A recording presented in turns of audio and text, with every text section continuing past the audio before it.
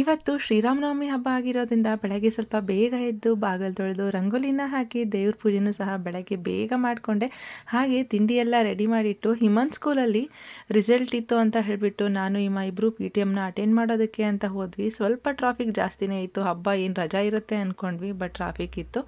ಹಾಗೆ ಸ್ಕೂಲಿಗೆ ರೀಚ್ ಆಗಿ ರಿಪೋರ್ಟ್ ಕಾರ್ಡ್ನು ಸಹ ಇಸ್ಕೊಂಡು ಟೀಚರ್ ಹತ್ರನೂ ಮಾತಾಡಿಕೊಂಡು ಬಂದ್ವಿ. ರಿಸಲ್ಟ್ ಎಲ್ಲ ಪರವಾಗಿಲ್ಲ ಅನ್ನಿಸ್ತು. ಬರಬೇಕಾದ್ರೆ ಅಲ್ಲೇನೋ ಸ್ಟಿಕ್ ಮಾಡಿದರೆ ಹಿಮ ಅದನ್ನು ನೋಡ್ತಾ ಇದ್ಲು. ಸೇಮ್ ಅದೇ ರೀತಿ ಇನ್ನೇನಾದರೂ ಮಾಡ್ತಾಳೆ ಮನೆಗೆ ಬಂತು ಅಂತ ನಾನು ಅಂದ್ಕೊಂಡು ಹಾಗೆ ಅಲ್ಲಿಂದ ಬಂದ್ವಿ. ಹಾಗೆ ಬರಬೇಕಾದ್ರೆ ಏನಿದು ಇವತ್ತು ಶ್ರೀರಾಮನವಮಿ ಹಬ್ಬ ಅಲ್ವಾ, ಹಾಗಾಗಿ ಆಂಜನೇಯ ಸ್ವಾಮಿ ದೇವಸ್ಥಾನಕ್ಕೆ ಹೋಗಿ ಬಂದರೆ ತುಂಬಾ ಒಳ್ಳೆಯದು ಅಂತ ಹೇಳಿಬಿಟ್ಟು ನಾನು ಹಿಮ ಇಬ್ಬರು ಹಾಗೆ ಹೋದ್ವಿ. ಹಿತ ಮನೆಯಲ್ಲೇ ಇದ್ಲು, ಬಂದಿರಲಿಲ್ಲ ರಿಸಲ್ಟ್ಗೆ.